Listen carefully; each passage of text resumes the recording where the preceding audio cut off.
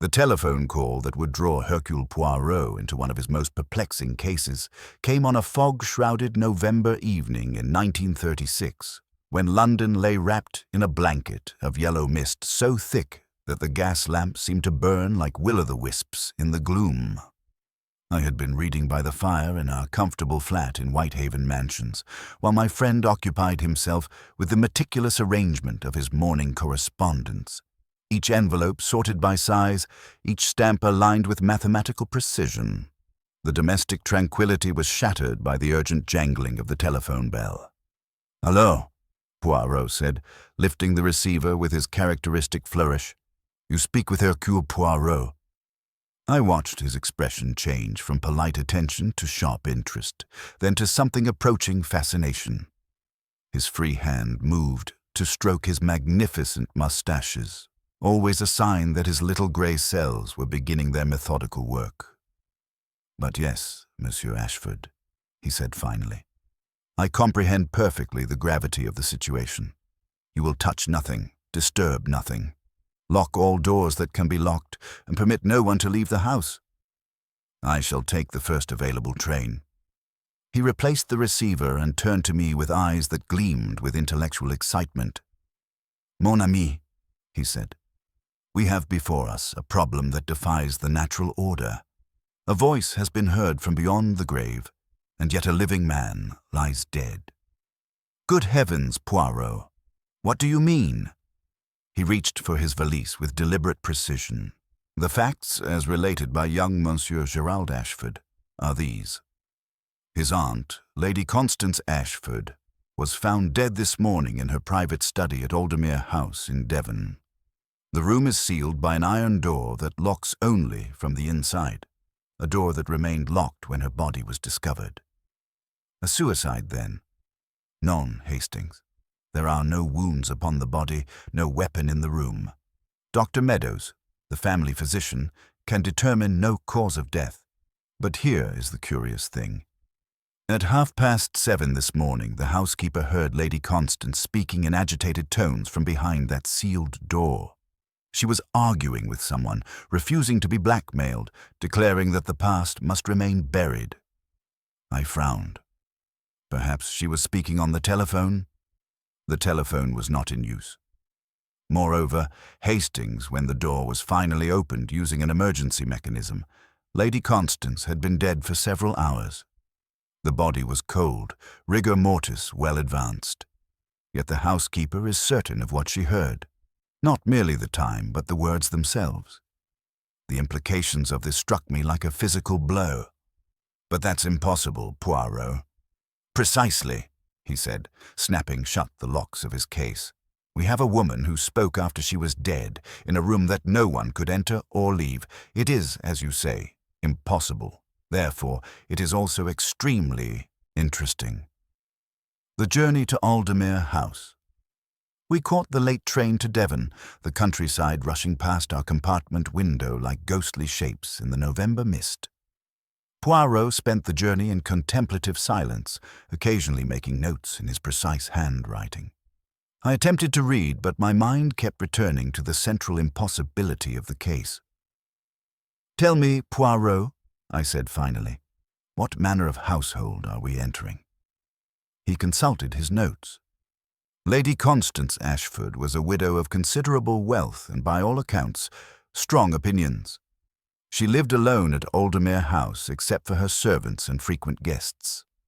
The house itself is a Georgian mansion on the Devon cliffs, isolated and private, the sort of place where secrets might flourish.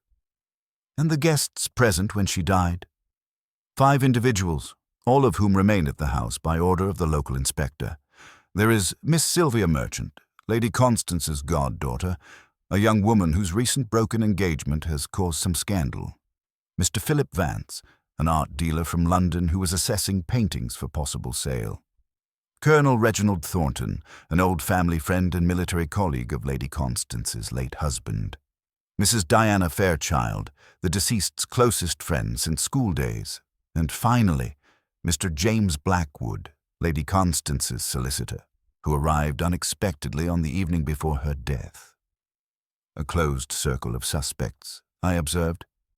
Indeed. And each, I suspect, with their own secrets to conceal. Aldermere House.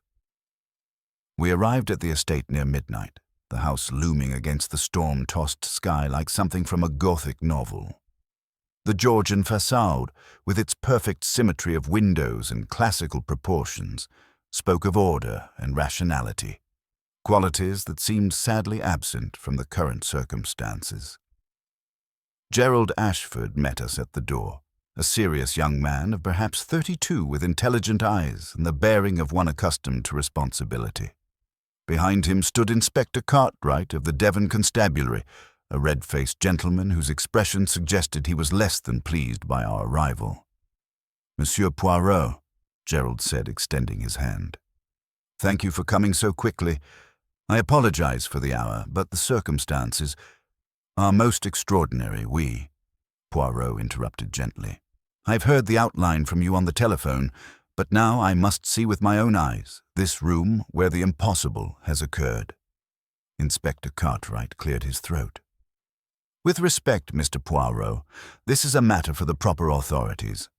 I've been investigating crimes in Devon for 20 years, and I don't need some foreign—" "But of course," Poirot said smoothly. "We shall work together in perfect harmony, Inspector. The truth, she has no nationality, n'est-ce pas?" Gerald led us through the house, past portraits of stern-faced ancestors and furniture that spoke of generations of wealth and privilege. The atmosphere was heavy with unspoken tensions. I could sense the presence of the other guests, awake and listening behind closed doors, each wondering what the morning would bring.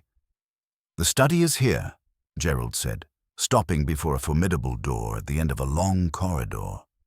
The door itself was a masterpiece of paranoid engineering, heavy oak reinforced with bands of black iron, fitted with multiple locks and what appeared to be soundproofing material around the frame. "Your aunt was a woman who valued her privacy," Poirot observed. "Uncle Henry had it installed during his final years," Gerald replied. "He became concerned about industrial espionage. The door locks only from the inside, as you can see. The key is still in the lock where we found it." Poirot knelt and examined the mechanism with his pocket magnifying glass. "Most interesting. And the emergency release mechanism that was used to gain entry?" "Here." Gerald indicated a small panel near the floor. It was installed for fire safety, but had never been used before today. "And when this mechanism was employed, the door opened immediately?" "Yes. But as you'll see, it tells us nothing about how Aunt Constance died, or how she could have been heard speaking hours after her death." Poirot straightened, his expression thoughtful. "Before we examine the room itself, I should like to speak with this housekeeper who heard the voice." "Mrs. Pemberton. She's been with the family for 20 years, absolutely reliable." "Bon. And the other guests? They are available for questioning." "They're all here, though Inspector Cartwright has asked them to remain in their rooms for now." Poirot nodded approvingly. "A wise precaution. In cases such as this, Hastings, where the impossible masquerades as the real, we must examine not merely the physical evidence, but the psychology of all involved. Someone in this house knows the truth behind the voice from the sealed chamber." He paused at the iron door, his hand resting lightly on the cold metal. "And tomorrow, when we have spoken with each of them, we shall begin to understand how a dead woman came to speak, and why someone wanted us to hear her final words." The fog pressed against the windows of Aldermere House, and somewhere in the darkness, a murderer waited among the assembled guests, confident that their impossible crime could never be solved. They had not yet encountered the methodical mind of Hercule Poirot. The morning broke grey and cold over Aldermere House, the fog lifting just enough to reveal the churning sea beyond the cliffs. I found Poirot already awake and dressed with his customary precision, standing before the window of our guest room with a cup of tisane in hand. "You slept well, Hastings?" he inquired, though his attention remained fixed on the view. "Tolerably," I replied. "Have you formed any theories yet about this impossible voice?" "Theories are dangerous things, mon ami." They lead one to twist facts to fit preconceived notions. Instead, I observe, I listen, and I permit the little grey cells to arrange the evidence in proper order." He turned from the window, his green eyes sharp with purpose. "This morning, we begin with Madame Pemberton. Her testimony is the foundation upon which all else must rest. We found the housekeeper in the servants' hall, a spare, angular woman of about 50 with intelligent grey eyes and an air of offended propriety. She entered the morning room at Poirot's request, wiping her hands on a crisply starched apron.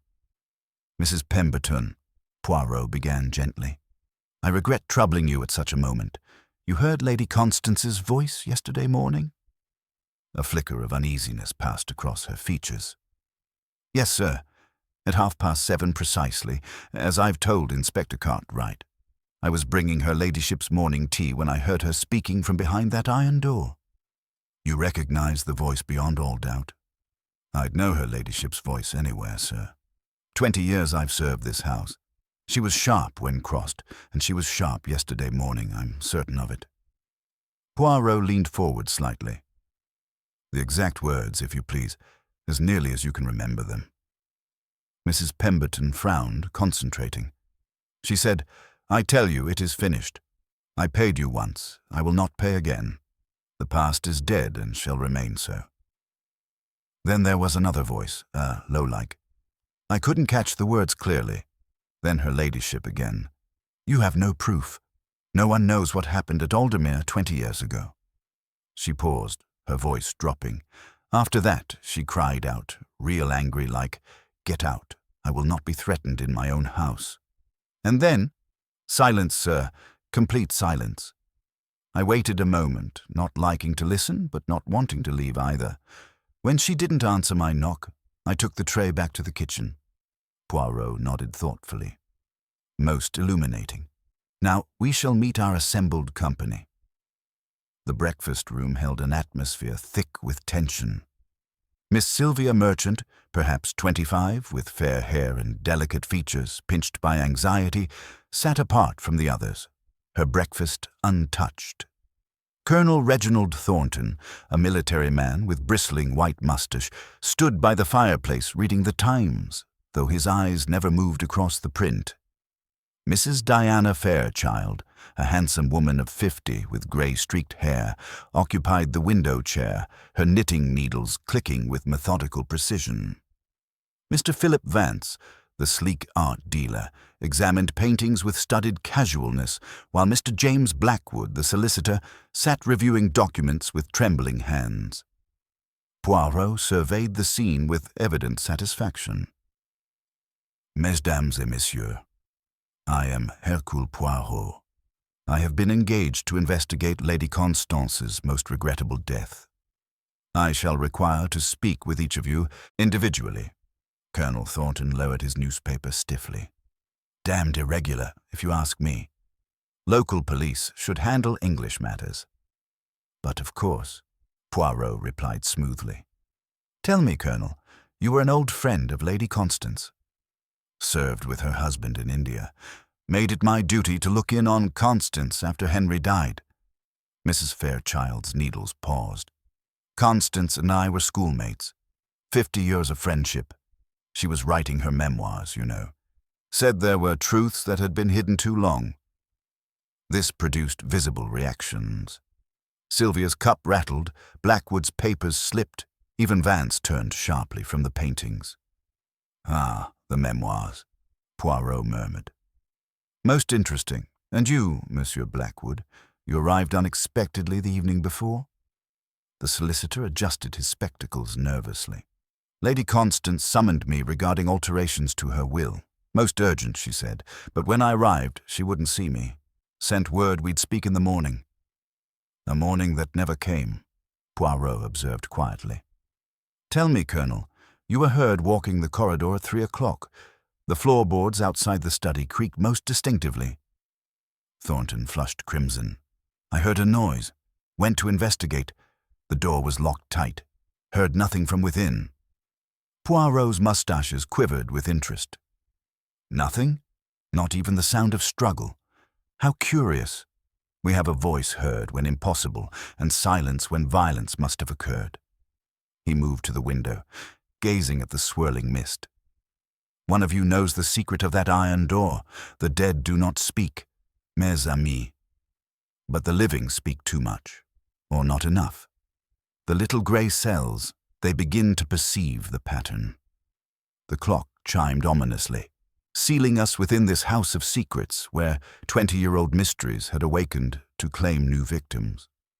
Inspector Cartwright had reluctantly granted Poirot access to the sealed study, though his expression suggested he considered this a waste of valuable time. The iron door loomed before us in the grey morning light, its surface unmarked by any tool that might have forced entry. "You observe, Hastings," Poirot said, kneeling to examine the emergency mechanism, "the dust patterns around this release device. They show clearly that it had not been disturbed for many years before yesterday morning. The mechanism functions perfectly. Gerald, if you would demonstrate once more." Gerald Ashford operated the concealed lever, and the massive door swung inward with a metallic groan. Inside, Lady Constance's study remained exactly as it had been found, a shrine to methodical habits and paranoid security. Poirot moved through the room with the precision of a surgeon, his keen eyes cataloguing every detail. The heavy curtains remained drawn, the windows firmly latched. The chimney was far too narrow for human passage, and the drop from the windows to the rocky shore below would be fatal. "Très intéressant," he murmured, approaching the mahogany desk. Lady Constance was writing shortly before her death. "You see, Hastings, the blotter has been recently turned, the fountain pen uncapped and positioned for immediate use. Yet where is the manuscript everyone speaks of?" I peered at the leather desk pad. "There are impressions in the paper beneath." "Precisely. The ghost of her final words remains, though the pages themselves have vanished." He lifted the blotter carefully. "Later, with patience and a soft pencil, we may recover what she wrote. For now, we note that someone found it necessary to remove her last testimony." Gerald shifted uncomfortably. The inspector searched everywhere, no sign of any manuscript or diary pages. "Another absence in our pattern," Poirot observed. "The missing words, the missing explanation. It is always the voids that prove most illuminating." The interviews begin. Poirot had arranged to conduct his interrogations in the library, positioning himself so that the pale morning light would fall directly upon each subject's face. Miss Sylvia Merchant entered first, moving with the fragile grace of someone barely holding herself together. "Mademoiselle," Poirot began gently, "you were close to your godmother." "Once, perhaps." Her voice was barely above a whisper. "But these past months she became different, suspicious, secretive. She was writing her memoirs, you see, and she kept saying that old debts were coming due. And your broken engagement, this distressed her." Sylvia's hands twisted in her lap. "She called Arthur a fortune hunter, threatened to disinherit me if I married him. But it wasn't Arthur she truly despised. It was Philip Vance. Ah, the art dealer who is presently in this house. Convenient, n'est-ce pas? Philip came to value the paintings, nothing more. But her flush betrayed deeper feelings. Aunt Constance accused him of corrupting me, of dealing in forgeries. She said she had proof of his dishonesty." Poirot's eyebrows rose slightly. "Proof? What manner of proof?" "I don't know, but she was going to expose him after Mr. Blackwood finished his business with her will. When Philip Vance entered, he brought with him an aura of studied sophistication that didn't quite conceal an underlying nervousness. His expensive suit and confident manner spoke of success, but his eyes held the wariness of a man with secrets. "Mr. Vance," Poirot said, his tone acquiring a sharp edge, "you arrive at Aldermere to value paintings, yet you find yourself in a house where your former lover resides and where the owner threatens to destroy your reputation. A remarkable coincidence." Vance lit a cigarette with steady hands. "Lady Constance contacted me 3 weeks ago. She was considering selling several pieces, claimed she needed capital for a private project. Yet her finances were secure. Why the sudden need for liquidity? She mentioned something about settling old accounts. She was quite cryptic. Vance drew deeply on his cigarette. "Look here, Poirot, I know how this appears, but I was nowhere near that iron door when she died. But you were here 20 years ago, were you not? When you were but a junior clerk, and when something happened at Aldermere that has remained hidden ever since." Vance went very still. "Who told you that?" "Your face, mon cher. When the 20-year-old incident was mentioned, yours was the expression not of surprise, but of guilty memory." Poirot leaned forward. "Lady Constance knew about your forgeries. She was going to expose you. This is why you truly came. Not to value paintings, but to prevent the destruction of your career." The cigarette trembled in Vance's fingers. "She had no proof, just suspicions based on gossip from other collectors. I came to convince her she was mistaken." "And did you succeed?" "I never got the chance. She refused to see me privately." The pattern emerges. Mrs. Diana Fairchild entered with her knitting bag, radiating practical efficiency. "Well, Monsieur Poirot, let's dispense with pleasantries. You want to know if I murdered my oldest friend." "Did you, madame?" "Certainly not, though I was furious with her. This memoir obsession had made her paranoid. She was convinced everyone had wronged her, including me. She claimed I had betrayed her confidence regarding an incident in 1916. Ah, 1916. This concerned Aldermere House. Mrs. Fairchild's knitting needles clicked furiously.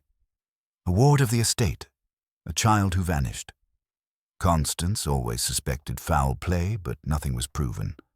Last night at dinner, she looked straight at Colonel Thornton and said, "The truth always surfaces, doesn't it, Reggie?" The poor man turned white and dropped his wine glass. Poirot's eyes gleamed with interest. A vanished child, a guilty military man, a memoir threatening exposure. The atmosphere grows thick indeed, Hastings. Suddenly, the library door burst open. Gerald Ashford stood there, breathless and pale. "Mr. Poirot, you must come at once. It's Blackwood. We've found him unconscious in the conservatory, and beside him—" Gerald's voice dropped to a whisper. Beside him was a page torn from Aunt Constance's diary. It's dated yesterday, the day she died. Poirot rose swiftly, his expression sharp with anticipation. The pattern reveals itself at last, Hastings. A voice from beyond death, a missing manuscript, and now an attack on the very man who was to change Lady Constance's will. Someone grows desperate, and desperate people make mistakes. As we hurried toward the conservatory, I could not shake the feeling that we were being watched by unseen eyes, that somewhere in this house of secrets, a murderer was calculating their next move in a deadly game where the stakes grew higher with each passing hour. The conservatory at Aldermere House stretched along the south wing like a crystal cathedral, its glass panels now opaque with November condensation. We found James Blackwood crumpled between two towering ferns, a livid bruise darkening his temple, his breathing shallow but steady. Dr. Meadows, hastily summoned from the village, knelt beside him with his medical bag. "Struck from behind with considerable force," the doctor announced grimly. "He's fortunate the blow wasn't fatal. Whoever did this meant business." Poirot circled the scene with his characteristic precision, ignoring the victim to study the arrangement of evidence. A shattered terracotta pot lay nearby, its fragments scattered across the flagstones. More significantly, several pages of yellowed paper rested beside Blackwood's outstretched hand, their edges torn raggedly as if ripped from a bound volume. "Do not disturb anything," Poirot commanded sharply as Inspector Cartwright reached for the papers. "First, we observe, you see, Hastings, how the pages lie. Not dropped in struggle, but placed deliberately beside the victim. Someone wished these to be discovered." Using his silk handkerchief, Poirot carefully lifted the topmost page. His eyes moved rapidly across the faded ink, and I saw his expression sharpen with interest. "Listen to Lady Constance's final entry," he read aloud. "November 14th, 1936. The circle closes at last. Tonight I confront the one who profited most from little Thomas's death. Let them deny it. My proof lies locked where only I can reach it. If harm befalls me, know this. The truth about Aldermere will not die with me." Gerald Ashford, who had followed us in, gripped the doorframe. "Thomas? Who was Thomas?" "The ward who vanished in 1916, Colonel Thornton said heavily from the entrance. "Thomas Hartley, aged 6. Poor little fellow wandered off and drowned." "Did he?" Poirot's voice carried a dangerous edge. "Or was he murdered, as Lady Constance clearly believed?" Mrs. Fairchild appeared behind the Colonel, her knitting bag clutched tightly. "Constance was obsessed with that tragedy. She never accepted the official verdict of accidental death." Blackwood stirred, his eyes fluttering open. "The note," he mumbled weakly. Someone left a note under my door, said the truth about Lady Constance was hidden here." Poirot knelt beside him. "This note, you have it." Cartwright retrieved a folded paper from Blackwood's jacket. The message was brief, written in block capitals. "The proof you seek is in the conservatory. Come alone at 9. "Common stationery," Poirot observed, examining the paper. "But see here, the pressure varies. The writer was agitated." He sniffed delicately. "And there is a scent. Lavender water. Aunt Constance's signature fragrance," Sylvia whispered. "Which brings us to an intriguing question," Poirot said, rising. "How does a dead woman send notes to living solicitors? Unless—" his eyes gleamed. "Unless someone has access to her personal effects and wishes to manipulate our investigation." We returned to Lady Constance's study, where Poirot immediately focused on her mahogany desk. She wrote of proof locked where only she could reach it. If such proof exists, it would be hidden with characteristic paranoia. He began his methodical examination, measuring drawer depths, tapping surfaces, listening for hollow sounds. At the right-hand top drawer, he paused. "Voila!" he breathed, running his fingers along the bottom. "A false panel." Using his penknife, he triggered a hidden mechanism, revealing a flat tin box beneath. "The key," he murmured, examining the bronze paperweight shaped like a classical urn. The base unscrewed to reveal a tiny compartment containing a brass key. Inside the box lay documents that made Gerald gasp. Guardianship papers for Thomas Hartley, a police report declaring him drowned, and most damning of all, a leather notebook filled with Lady Constance's observations. "She writes here of the night Thomas disappeared," Poirot read. "I saw Reginald near the cliffs that afternoon, arguing with someone. Diana urged silence to protect the family name, but I know what I witnessed, and I know who profited when the boy's inheritance passed to others." Colonel Thornton's face went ashen. "That's a damned lie. The boy fell. It was investigated." "By whom?" Poirot's voice was silk over steel. "By local authorities who could be influenced. By friends who wished to protect reputations." Philip Vance spoke from the doorway. "You're suggesting someone murdered a 6-year-old child for money." "I am suggesting," Poirot replied carefully, "that someone in 1916 committed a crime they thought buried forever. Lady Constance threatened to expose that crime through her memoirs. She died for her knowledge." He closed the notebook with finality. "But here is what troubles the little grey cells most. If Thomas Hartley died 20 years ago, why does Lady Constance write of confronting the one who profited most, as if that person were present in this house yesterday?" The question hung in the air like a blade. Somewhere in Aldermere House, a killer who had escaped justice for 2 decades was growing desperate, and desperate murderers, as Poirot well knew, were the most dangerous of all. The attack on Blackwood had transformed the atmosphere at Aldermere House from uneasy suspicion to barely controlled fear. Inspector Cartwright, his earlier skepticism replaced by grudging respect, had ordered the house sealed and all occupants confined to the premises. Yet even as we tightened our net, I sensed that somewhere within these walls a desperate killer was preparing their next move. Poirot had spent the early morning hours in Lady Constance's study, examining every surface with his magnifying glass. When he emerged, his expression was grave but determined. "The little grey cells. They begin to perceive the pattern," he announced to the assembled company in the drawing room. "We have established that Lady Constance died hours before her voice was heard. This impossibility suggests not supernatural intervention, but human cunning of the highest order." Inspector Cartwright cleared his throat. "The search of the rooms has yielded some interesting results." He produced several items on a silver tray. 3 bottles of lavender water, Lady Constance's signature scent, one from her own room, naturally, one from Miss Merchant's, and one from Mrs. Fairchild's. More significantly, this handkerchief was found in the corridor near the study. Poirot examined the delicate fabric with its embroidered initials. "S.M.," he read aloud. "Miss Sylvia Merchant. Most convenient, is it not, that evidence should present itself so clearly?" Sylvia went pale. "I must have dropped it yesterday. I was terribly upset about Aunt Constance's threats regarding my engagement." Indeed, Poirot's tone remained neutral, but I detected the sharp interest beneath. "Tell me, mademoiselle, what did you do after retiring last night?" I couldn't sleep. I walked the corridors, trying to calm my nerves."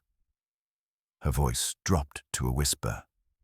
"I may have passed near the study door." Mrs. Fairchild's knitting needles clicked with increased tempo. "The child is distraught, Monsieur Poirot. Surely you don't suspect her of murder?" "I suspect everyone and no one," Poirot replied smoothly. "But I find it curious that evidence pointing to Mademoiselle Merchant should appear so conveniently. In my experience, real guilt is rarely so obliging." He turned his attention to Colonel Thornton, who stood rigid by the fireplace. "Colonel, you have served in India, have you not? A land where one learns the value of discipline and the danger of secrets?" Thornton's jaw tightened. "What are you implying?" "I imply nothing. I observe that Lady Constance's diary contains several references to your behavior on the day Thomas Hartley disappeared. She writes of seeing you near the cliffs, of arguments, of suspicious circumstances. That woman's imagination ran riot in her final years," Thornton snapped. "She saw conspiracies everywhere. Yet someone clearly believed her theories dangerous enough to warrant murder," Poirot observed quietly. Our discussion was interrupted by a commotion in the hallway. Gerald Ashford burst through the door, his face flushed with exertion. "Inspector, Mr. Poirot, you must come at once. It's Philip Vance. We caught him trying to leave through the garden gate with a suitcase." We rushed to the entrance hall where 2 constables held a struggling Philip Vance. His usual composure had completely shattered, replaced by the wild-eyed desperation of a trapped animal. "Let me go," he shouted. "I've done nothing wrong. I was merely leaving to catch the London train."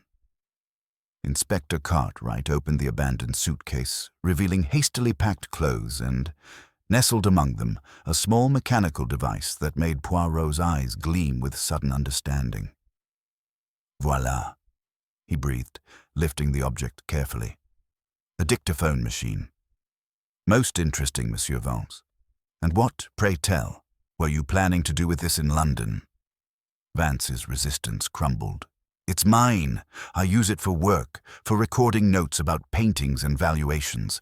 There's nothing sinister about it." Poirot examined the device with the reverence of a man handling a holy relic. "Nothing sinister?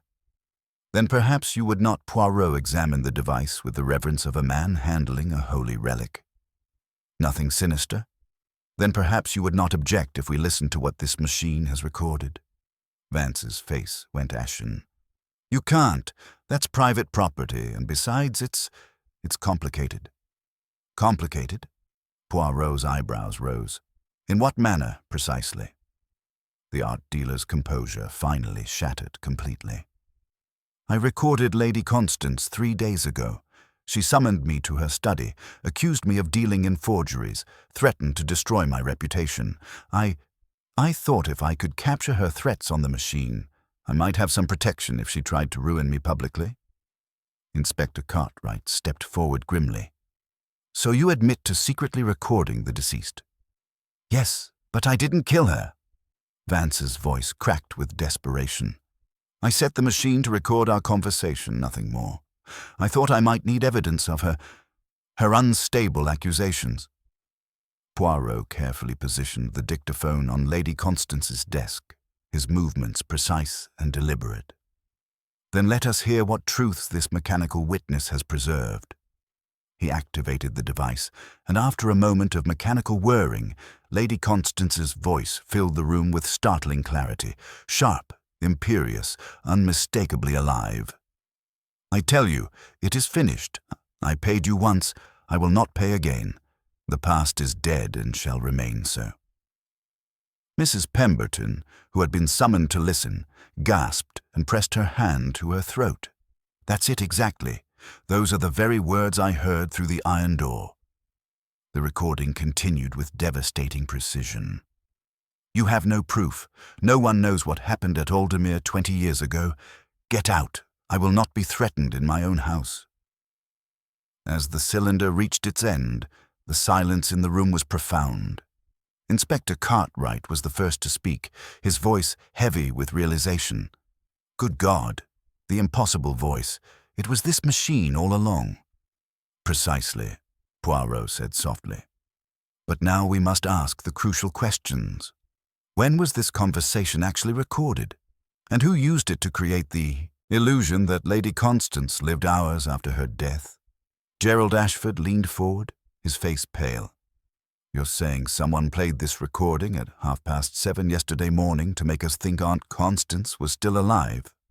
It is the only logical explanation for the impossible voice, Poirot replied.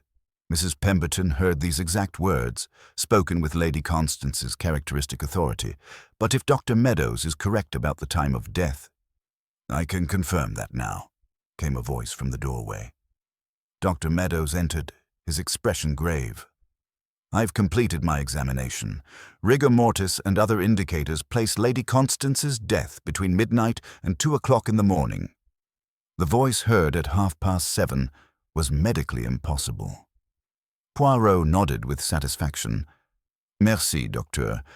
So we have established that someone used Monsieur Vance's recording to create a false timeline.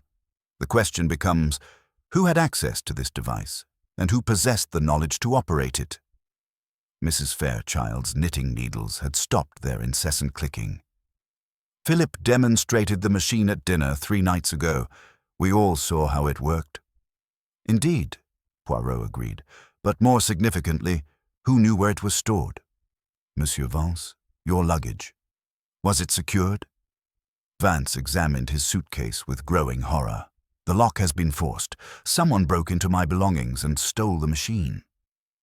And then, Poirot continued methodically, this person entered Lady Constance's study after her death, positioned the dictaphone to play at the appointed hour, and departed, leaving the iron door locked from within to create the perfect impossible crime.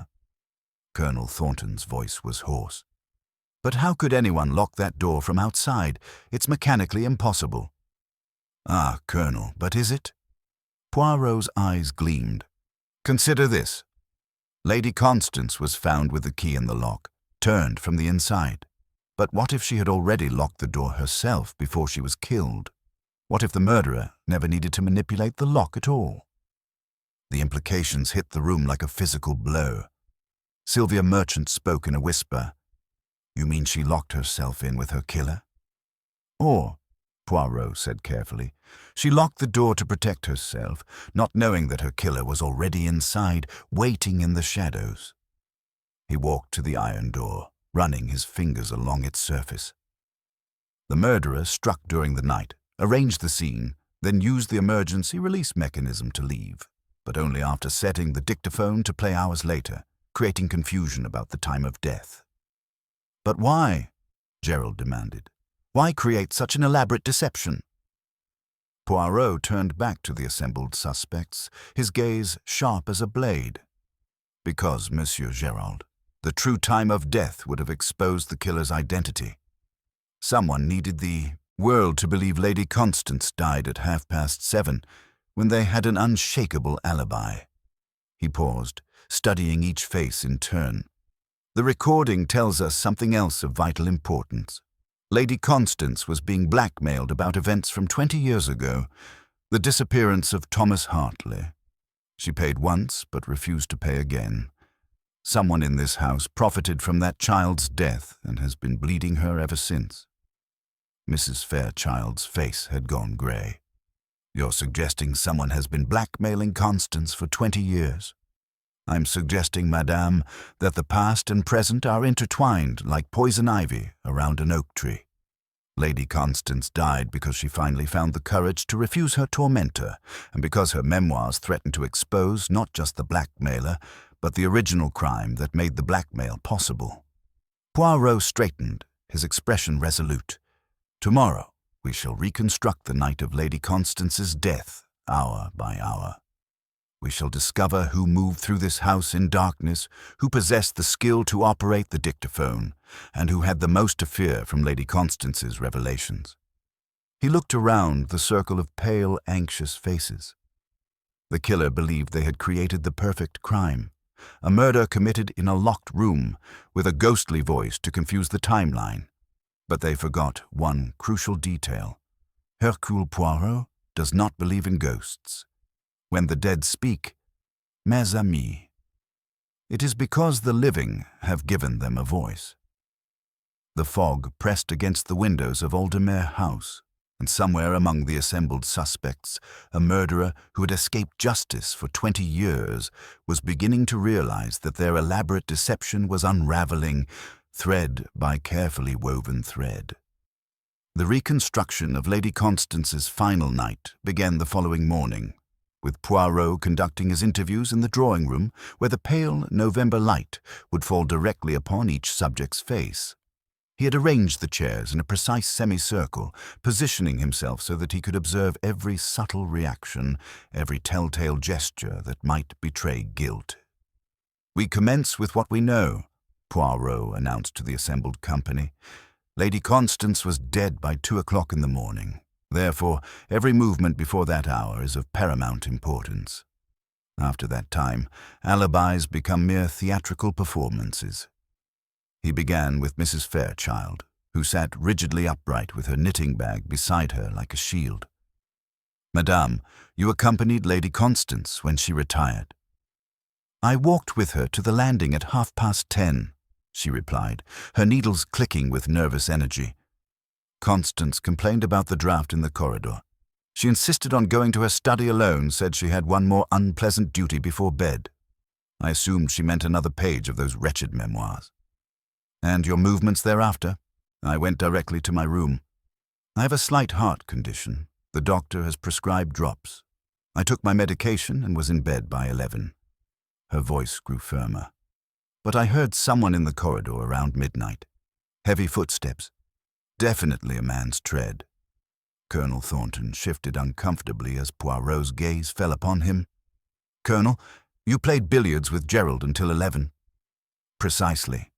Then I went to my room, read until 12:30. He paused, his military bearing faltering slightly. "I did not leave my room again, despite what Mrs. Fairchild may have heard. Old houses make strange sounds.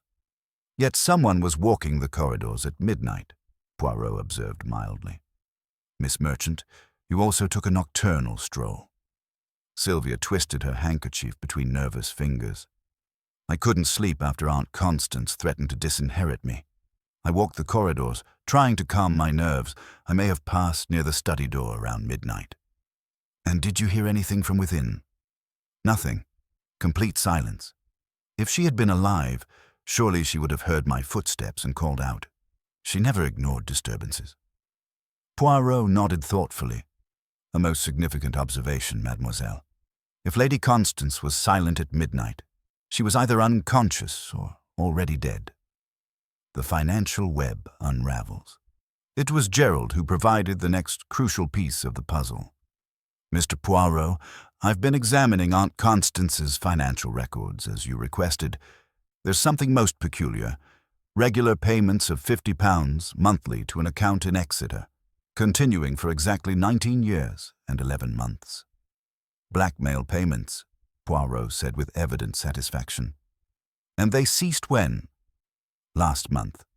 The final payment was made on October 15th, the very week she summoned Monsieur Blackwood to alter her will." Poirot's eyes gleamed with understanding. Lady Constance decided to stop paying her tormentor and to ensure her estate would not fall into guilty hands. The implication struck the room like a physical blow. Someone present had been bleeding Lady Constance for nearly 20 years, profiting from whatever crime had been committed in 1916. The killer's preparation. Poirot led us back to Lady Constance's study, where he conducted a more thorough examination of the emergency release mechanism. With his magnifying glass, he revealed minute scratches around the brass panel's edge. "These marks are fresh, made within the past few days," he announced. "Someone has been practicing with this mechanism, learning its precise operation. Our murderer required intimate knowledge of Aldermere's secrets, knowledge gained over years, not days." He moved to examine the dictaphone more closely, his fingers tracing the device's surface. "And here, Hastings, we find the most telling evidence of all. This machine has been handled, frequently, but not by Monsieur Vance alone. See these fingerprints overlaying his own? Someone else operated this device. Someone who knew exactly how to position it for maximum effect." The buried truth. Our investigation took a dramatic turn when Inspector Cartwright's men, searching the grounds, discovered a metal box buried beneath an ancient oak near the cliff edge. The soil showed signs of recent disturbance. Someone had attempted to dig it up during the night, but had been interrupted. Inside the rusted container lay a child's belongings: a toy soldier, a faded photograph of a young boy, and a sheaf of letters tied with rotting ribbon. Gerald identified the photograph immediately as Thomas Hartley, the ward who had vanished 20 years earlier.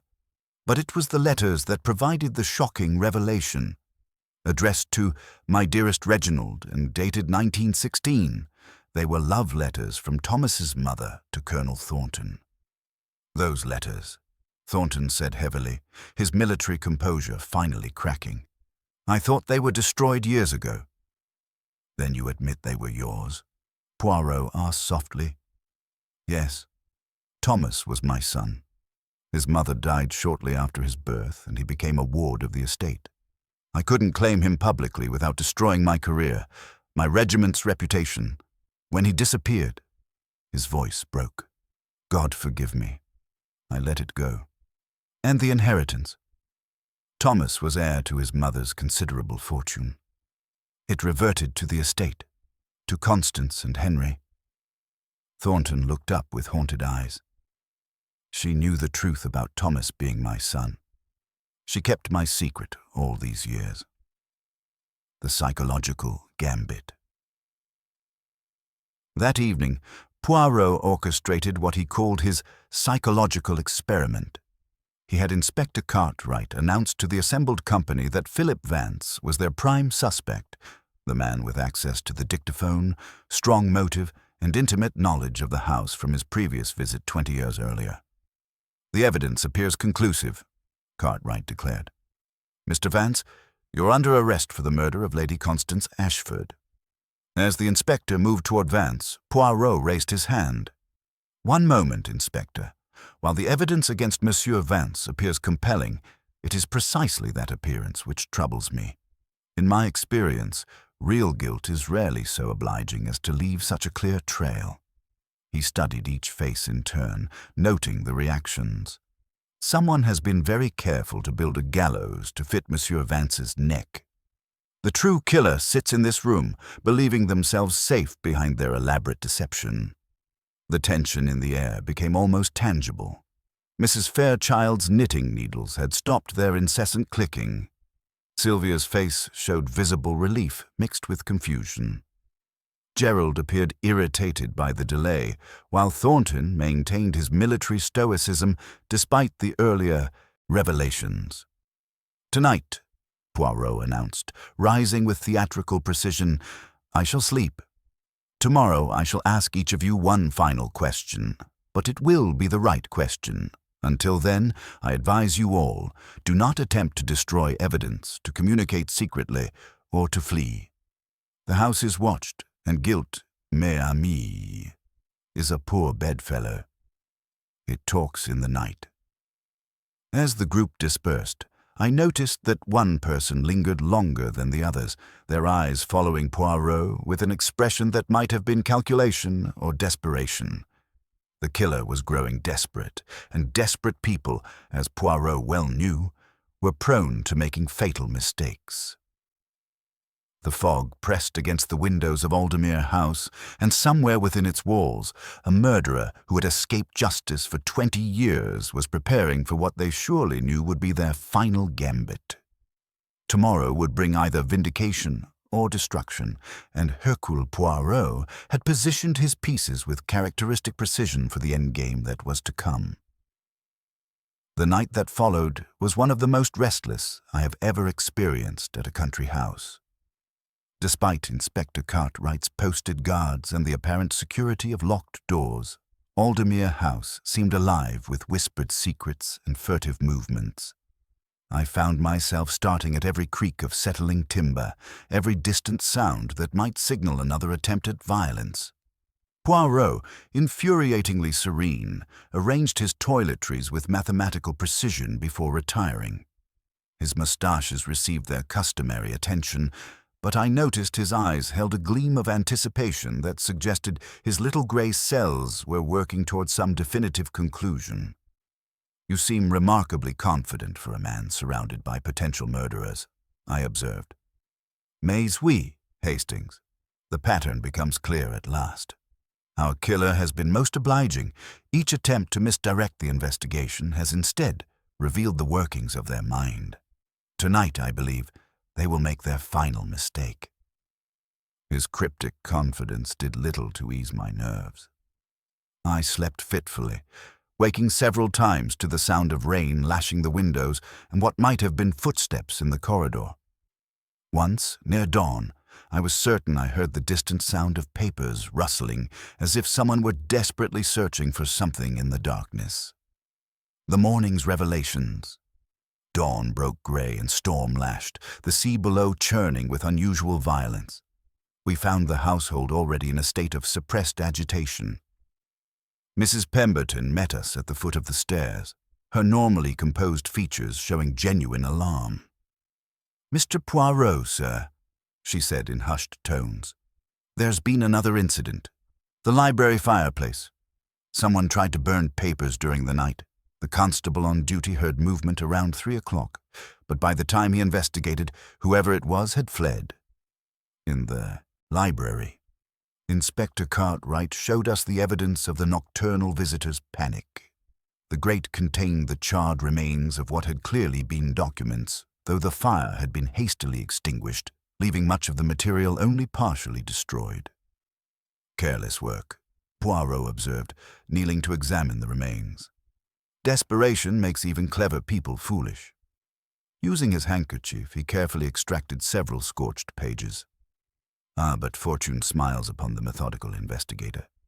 "See here, Hastings. The fire consumed only the edges. The central text remains legible." The partially burned documents proved to be pages from Lady Constance's private diary, entries that had been deliberately removed from the volume we'd previously examined. Poirot read aloud in his precise voice. "October 15th. The final payment has been made. 20 years of silence bought and paid for, but no longer. D believes the secret is safe, but I have found the proof at last. The birth certificate tells the whole truth about Thomas's parentage." Gerald Ashford, who had joined us upon hearing the commotion, went pale. "Birth certificate? What birth certificate?" Poirot continued reading. October 20th. I've confronted D about the alliance. The denial was immediate, but the eyes betrayed the truth. To think that poor Thomas died not for money alone, but to protect a reputation built on deception. The second will must be prepared immediately. Second will. Gerald's voice was barely a whisper. Indeed, Monsieur Gerald, it appears your aunt was planning changes to her testament that someone found most inconvenient. Poirot folded the charred pages carefully. But our midnight visitor was not entirely successful in their destructive efforts. The hidden evidence. Poirot led us to Lady Constance's study, where he began a systematic examination of her personal effects.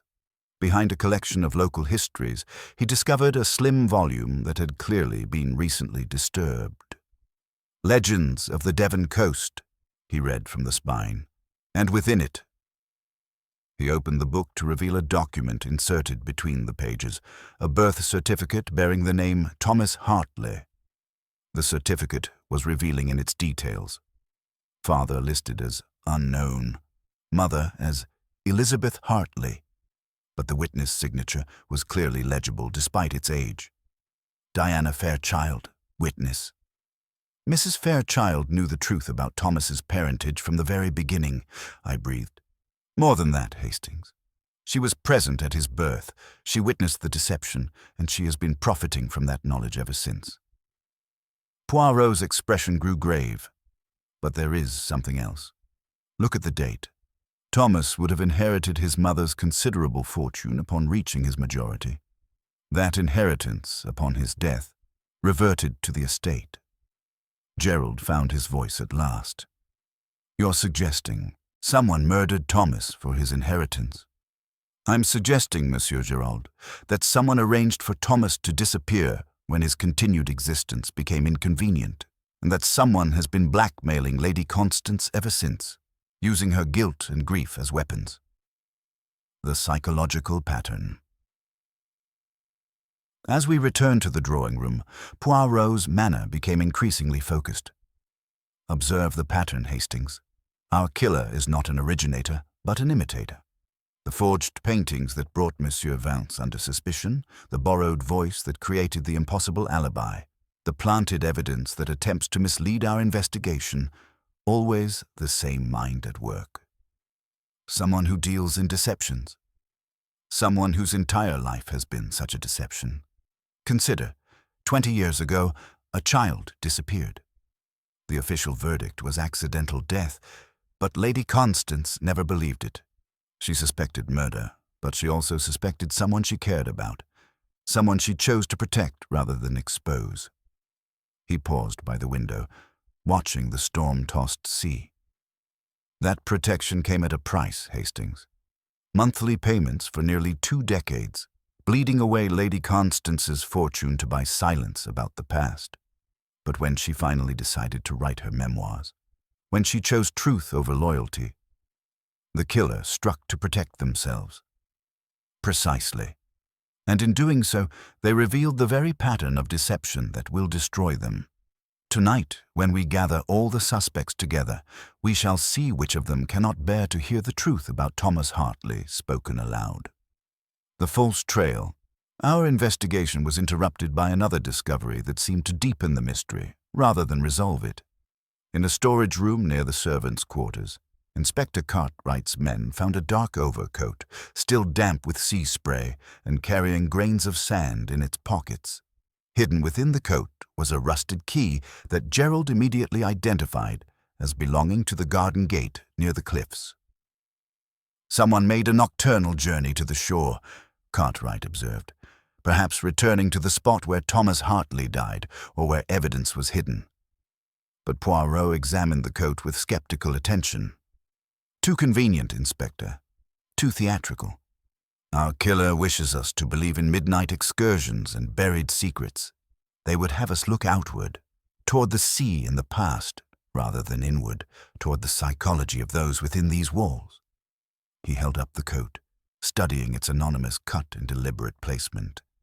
This is another forgery, another misdirection. The real truth lies not in what has been planted for us to find, but in what someone desperately tried to destroy in the library fireplace. The final preparation. As evening approached, Poirot made his preparations for what he termed the final act of our drama. He arranged certain objects on the drawing-room mantelpiece, the dictaphone, the birth certificate, the charred diary pages, and Lady Constance's fountain pen, the one she had been using when death interrupted her final testimony. "Tomorrow," he announced to the assembled household, "we shall reconstruct the events of Lady Constance's final night. We shall discover who moved through this house in darkness, who possessed the knowledge to manipulate both the iron door and the dictaphone, and who has been living a lie for 20 years.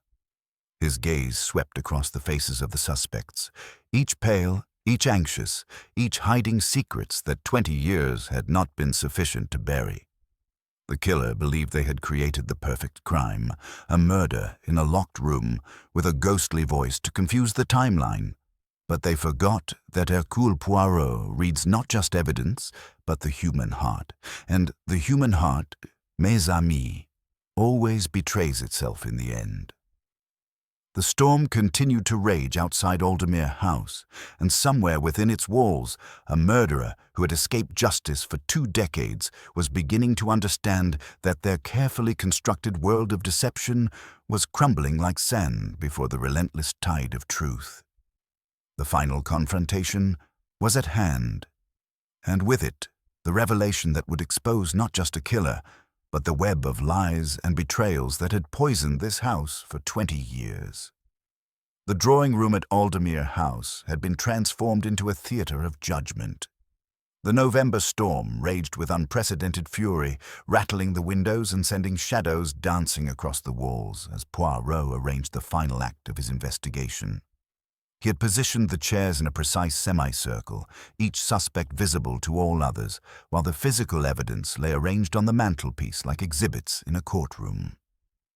Inspector Cartwright stood by the door with his constables, their presence a silent reminder that justice waited in the wings. The assembled company sat in tense silence. Gerald Ashford pale with apprehension, Colonel Thornton maintaining his military bearing despite obvious distress, Mrs. Fairchild with her eternal knitting, Sylvia Merchant trembling with barely controlled nerves, Philip Vance affecting casual sophistication that fooled no one, and James Blackwood still recovering from his injuries. The impossible voice revealed. Poirot began without preamble, his voice cutting through the storm's howling with characteristic precision. "Mesdames et messieurs, we gather tonight to unravel a mystery that spans 20 years. 2 murders connected by a thread of deception so intricate that it nearly achieved the perfect crime." He moved to the dictaphone, his fingers resting lightly on its surface. "Let us first dispose of our central impossibility, the voice from beyond death. Mrs. Pemberton heard Lady Constance speaking at 7:30 yesterday morning, yet Dr. Meadows confirmed she had been dead since midnight. How can the dead speak? They cannot, but the living can give them voice." With theatrical precision, he activated the device. Lady Constance's imperious tones filled the room once more. "I tell you, it is finished. I paid you once. I will not pay again. The past is dead and shall remain so." Mrs. Pemberton gasped, pressing her hand to her throat. "Those are the exact words I heard through that iron door." "Precisely, madame. But you heard not the living Lady Constance, but this mechanical ghost, a recording made 3 days earlier by Monsieur Vance during his confrontation with the deceased. Eliminating the innocent." Poirot's gaze fell upon Philip Vance, who shifted uncomfortably in his chair. "You recorded this conversation, monsieur, hoping to protect yourself from Lady Constance's accusations of forgery, but you did not use it to commit murder. A guilty man does not leave his own property covered with his fingerprints at the scene of his crime." Vance's relief was palpable. "I swear I never harmed her." "Indeed, you are guilty of deception and cowardice, but not murder." Poirot turned to Colonel Thornton. "And you, Colonel, despite your shameful abandonment of your son, are also innocent of murder. Your grief when we found Thomas's belongings was genuine, the grief of a father who lost his child to another's evil." Thornton's voice was hoarse. "Then who? Who killed them both?" "The web of blackmail." Poirot picked up the charred diary pages with reverent care. "The answer lies in these fragments that someone tried desperately to destroy. Lady Constance wrote of confronting D about an alliance, about payments that had continued for 20 years. £50 monthly, a fortune over 2 decades, flowing to an account in Exeter." He paused, letting the implications sink in. Someone had been bleeding Lady Constance dry since 1916, using her guilt and secrets as weapons, but when she finally found the courage to stop paying, when she decided to expose the truth in her memoirs, the blackmailer struck to protect their income and reputation. Gerald breathed. Exactly. But who possessed the knowledge to execute such a crime? Who knew the house intimately enough to operate the emergency release mechanism? Who understood the dictaphone's operation after watching Monsieur Vance's demonstration? Who had access to Lady Constance's private study and personal effects? The crucial evidence. Poirot returned to the dictaphone, his expression growing sharp with triumph. "Listen again to this recording, but not to the words. Listen to what lies beneath them." He played the cylinder once more. This time, as Lady Constance's angry voice filled the room, we could all hear it, the steady, rhythmic click, click, click of knitting needles in the background. Mrs. Fairchild's hands froze on her current work, the needles suspended in mid-stitch. "Only one person in this house knits with such relentless precision," Poirot said softly. "You were in that room when this recording was made, Mrs. Fairchild. You were the Lady Constance confronted. You were the blackmailer who had been profiting from Thomas Hartley's death for 20 years. The psychological assault." Mrs. Fairchild set down her knitting with deliberate care, her face a mask of composure. "This is absurd, Monsieur Poirot. Constance was my dearest friend." "Friend?" Poirot's voice carried a dangerous edge. "Is it friendship to bleed a woman dry for 2 decades? You witnessed Thomas's birth certificate. You knew he was Colonel Thornton's son. When that child died, whether by accident or design, you saw opportunity in tragedy." He began to pace, his movements precise and predatory. "You convinced Lady Constance that she was protecting the Colonel by paying for your silence. Month after month, year after year, you took her money while posing as her devoted companion. But when she finally decided to stop paying, when she chose truth over loyalty—" "You have no proof," Mrs. Fairchild said, but her voice lacked conviction. "On the contrary, madam, the proof surrounds us. The lavender water on the note that lured Blackwood to the conservatory, your scent as well as hers, the knowledge of how to operate the dictaphone, the ability to move through this house unseen, and most damning of all, your own knitting needles betraying your presence during that final confrontation." The breaking point. Poirot leaned forward, his eyes boring into hers. "You killed Lady Constance between midnight and 2 o'clock, then arranged the scene to suggest a later time of death. You placed the dictaphone to play at 7:30, creating the impossible voice that would confuse the investigation. You used the emergency mechanism to leave the study, preserving the locked room mystery." Mrs. Fairchild's composure began to crack, her hands trembling slightly. "She was going to ruin everything. After all I'd done for her, all the years I kept her secrets. Ah, but you kept them for a price, did you not? And when that price became too high to pay—" The storm reached a crescendo outside, as if nature itself were demanding justice.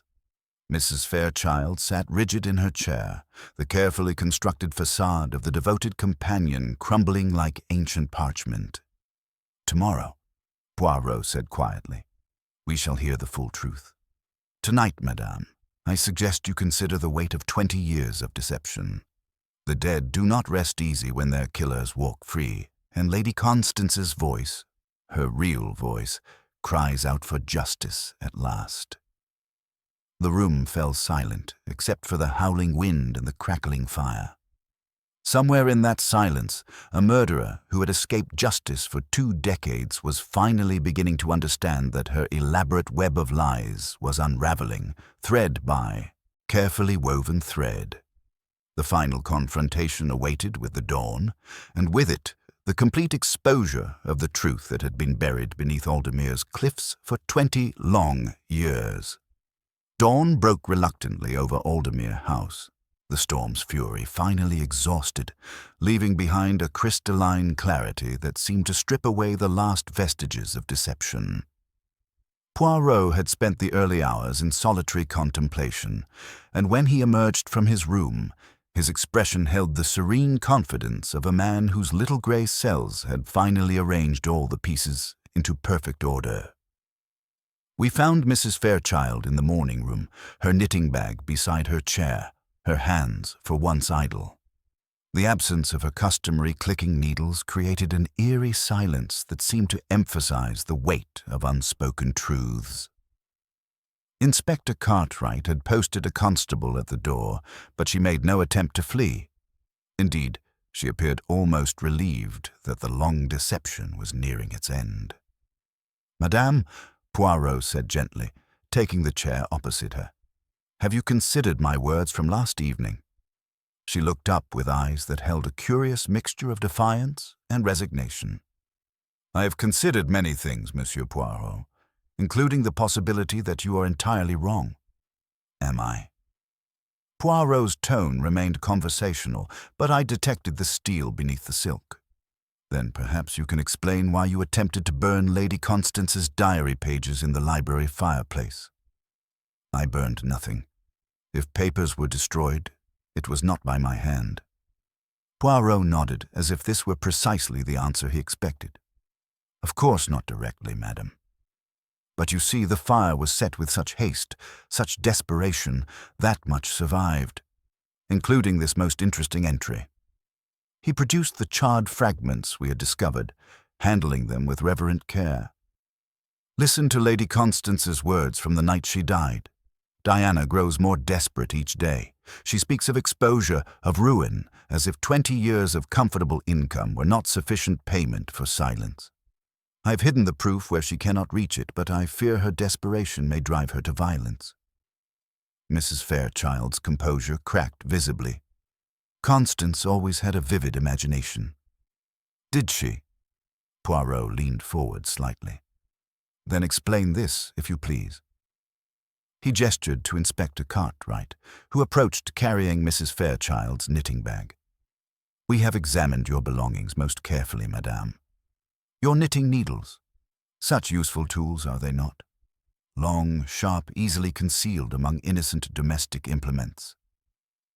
Cartwright withdrew one of the steel needles, its surface gleaming dully in the morning light. "This one bears traces of blood, madame. Blood that matches Lady Constance's type." The silence that followed was profound. Mrs. Fairchild stared at the needle as if seeing it for the first time, her face draining. "Of color." The confession unfolds. "It was not meant to happen," she whispered finally, her voice barely audible. "You must understand, it was never supposed to come to that." Poirot's expression remained neutral, but I saw his hands grip his chair arms tighter.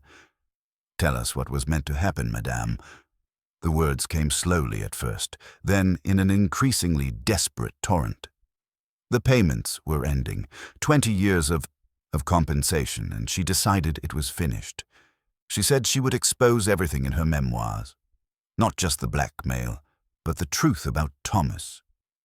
Ah, yes, Thomas Hartley, the child who disappeared in 1916. Mrs. Fairchild's laugh was bitter. "Disappeared? Is that what you think happened?" "Thomas Hartley died, Monsieur Poirot. He fell from the cliff path during a storm, much like last night's. I was there. I saw it happen." Colonel Thornton, who had been standing silently by the window, turned sharply. "You were there when my son died." "Your son?" Her voice held a note of cruel satisfaction. "Yes, I knew the truth. I witnessed the birth certificate. I saw how carefully Constance arranged for the child to be brought to Aldermere. And I was there when he ran too close to the edge and the ground gave way. The confession continued with devastating detail.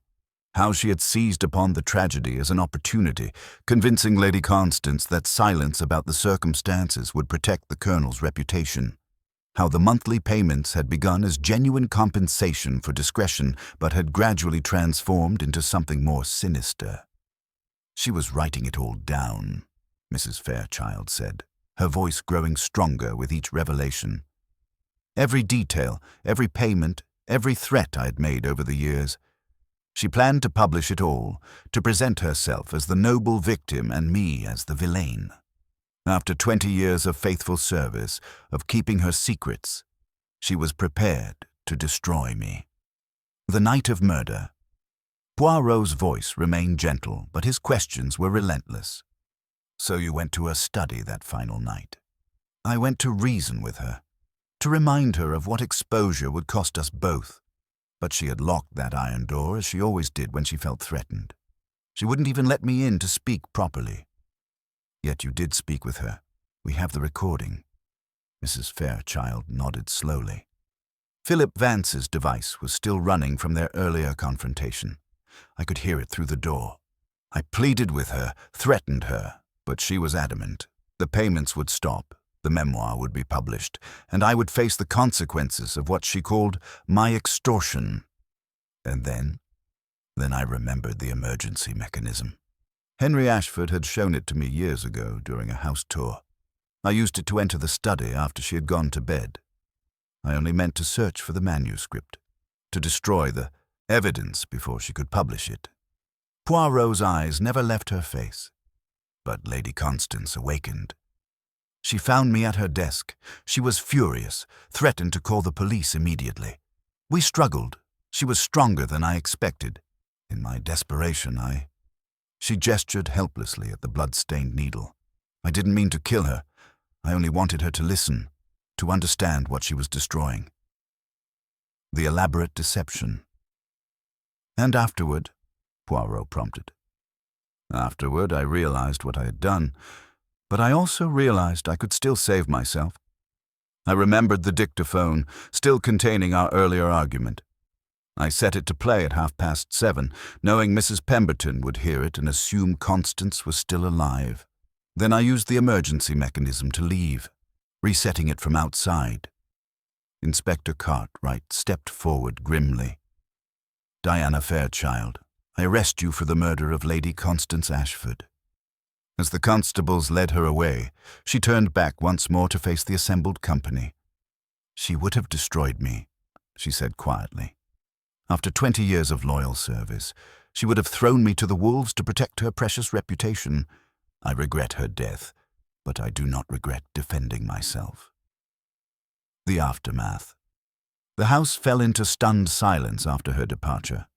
Colonel Thornton collapsed into a chair, finally learning the truth about his son's death after 2 decades of uncertainty.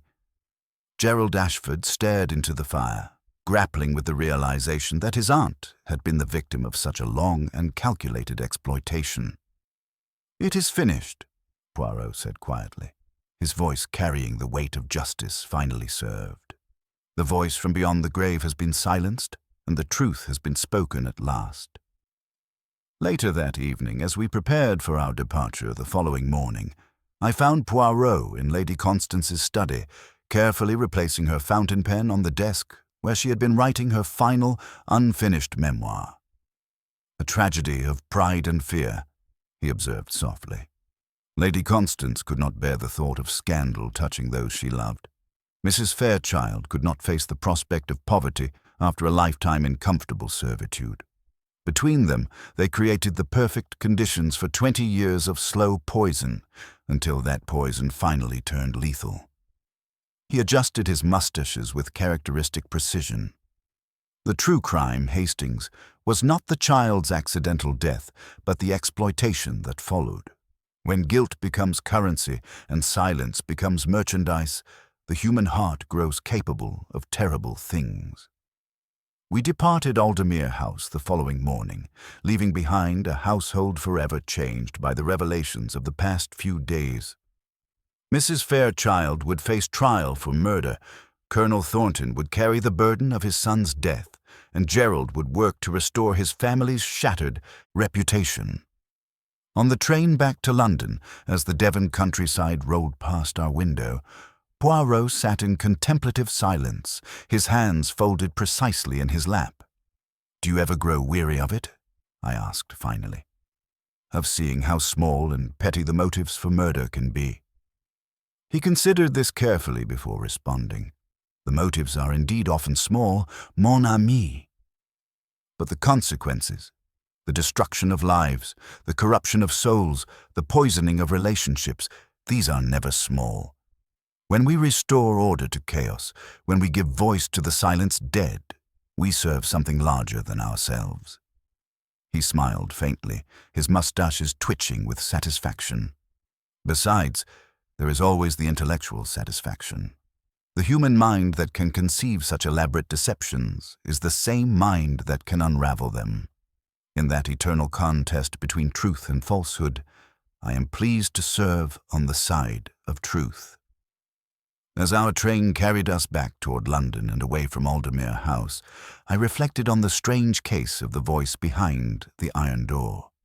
It had been a puzzle worthy of the master detective, not just a locked room mystery, but a locked heart mystery, where the real crime lay not in the method of murder, but in the corruption of human loyalty into something dark and mercenary.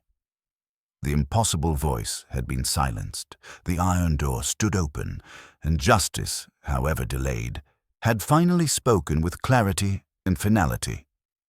Hercule Poirot, satisfied that order had been restored to his corner of the universe, settled back in his seat and began planning the precise arrangement of his evening toilette, a far more agreeable mystery than the one we were leaving behind in the mists of Devon.